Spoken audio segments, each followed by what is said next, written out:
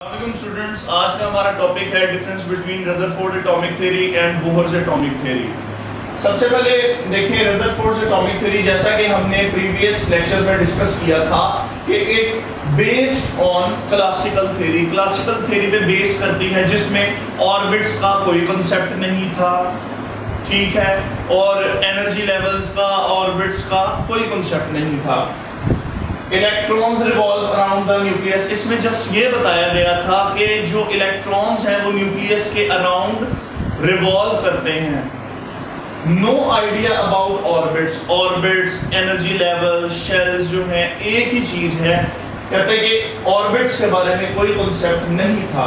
और फिर इसमें यह कहा जाता था कि एक जो रिवॉल्विंग इलेक्ट्रॉन है वो कंटिन्यूअस स्पेक्ट्रम शो करता है, ये भी क्लासिकल थ्योरी है।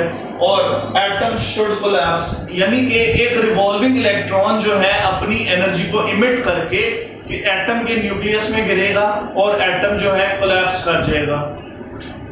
अब देखिए बोहर्स एटॉमिक थ्योरी जो है, हमने देखा कि बोहर्स एटॉमिक थ्योरी जो थी बेस करती थी मॉडर्न थ्योरी पे, बेस करती थी क्वांटम थ्योरी पे, बेस करती थी। उसके बाद इलेक्ट्रॉन्स रिवॉल्विंग ऑर्बिट्स, बोहर ने ऑर्बिट्स का एनर्जी लेवल्स का कॉन्सेप्ट दिया। उसने कहा कि जो इलेक्ट्रॉन्स हैं न्यूक्लियस के अराउंड जो वेरियस शेल्स हैं उनके अंदर रिवॉल्व करते हैं various orbits, energy level, shells.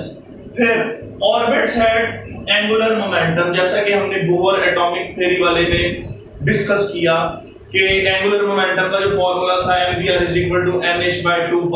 उसने कहा कि जो इलेक्ट्रॉन है वो डिफरेंट शेल्स में रिवॉल्व करते हैं और हर शेल में इलेक्ट्रॉन का अपना एंगुलर मोमेंटम होता है। फिर लाइन स्पेक्ट्रम, रदरफोर्ड ने के डिफेक्ट्स में हमने देखा कि वो कंटिन्यूअस स्पेक्ट्रम शो करता था, लेकिन एक्चुअल में लाइन स्पेक्ट्रम जो था ऑब्जर्व किया गया था। फिर उसके बाद एटम शुड एग्जिस्ट, कहता है कि एक एटम जो है वो एग्जिस्ट करेगा जब उसके शेल में इलेक्ट्रॉन जो है रिवॉल्व करेगा, वो खुद से एनर्जी इमिट या एब्सॉर्ब करके उसके न्यूक्लियस में फॉल नहीं करेगा, और इसलिए जो एटम है वो एग्जिस्ट करेगा।